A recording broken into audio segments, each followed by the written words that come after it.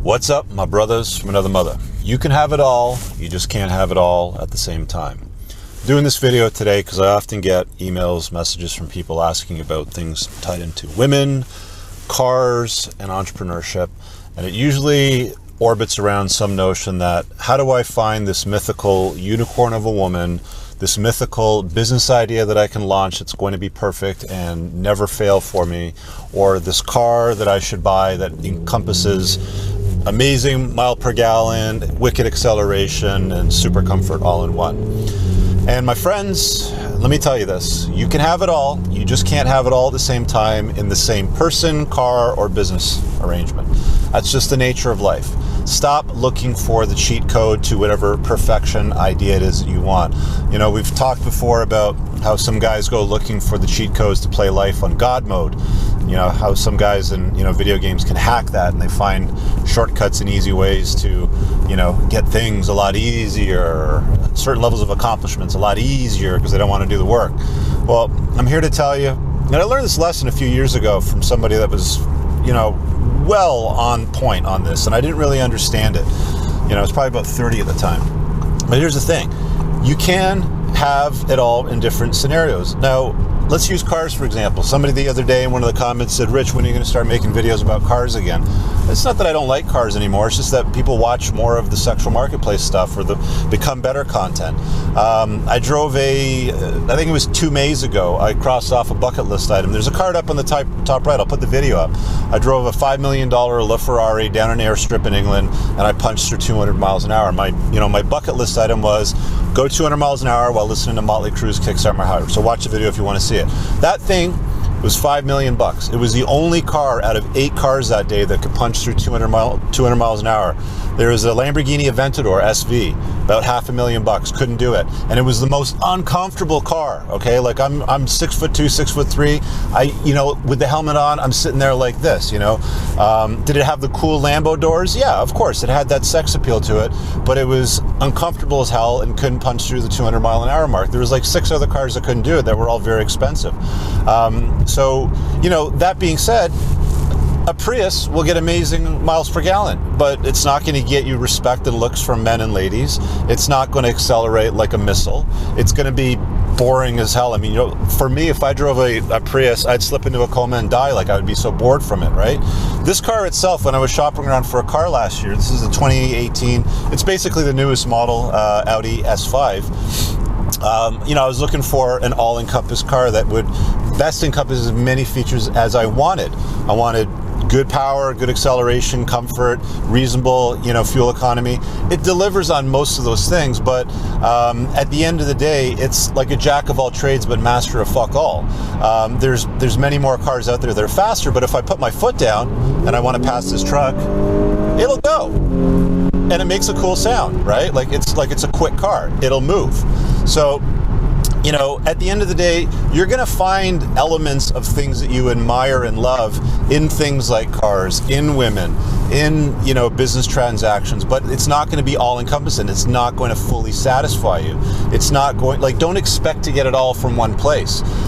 Esther Perel, who wrote things like Mating in Captivity and the likes, she kind of talks around the sexual marketplace from a female therapist angle, but the thing about her that she noticed and is pretty repetitive in a lot of her books now is, people are always looking for that elusive unicorn. They want somebody to be competent, funny, strong, resourceful, rich, tall, good looking, have all their hair, be a good father, be alpha, be blah, blah, blah. And it's like, men like this, they're hard to come by. And that's part of the reasons why I know a lot of guys feel let down on the sexual marketplace, where they feel like they've done a pretty good job on themselves, but they're still struggling with women. Well, I'm never going to do this or do that because I don't have hair, fill in the blank, whatever the excuse is, or I'm not tall enough, or I'm not rich enough.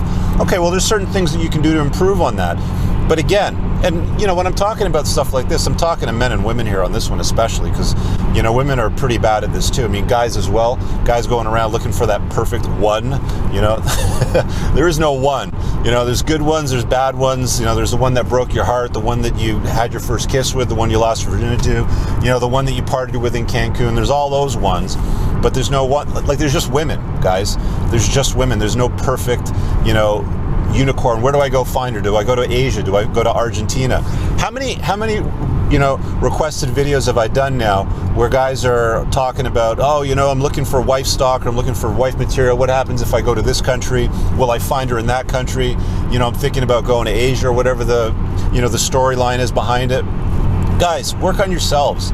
The best ROI that you can have is making yourself, an all-encompass master of everything. You yourself reinvesting into your time, rather than going to seek, the perfect woman, business, car, job, whatever. Seek perfection in yourself. Work on yourself. The one question that I ask a lot of my coaching clients whenever I talk to them, you want a coaching session?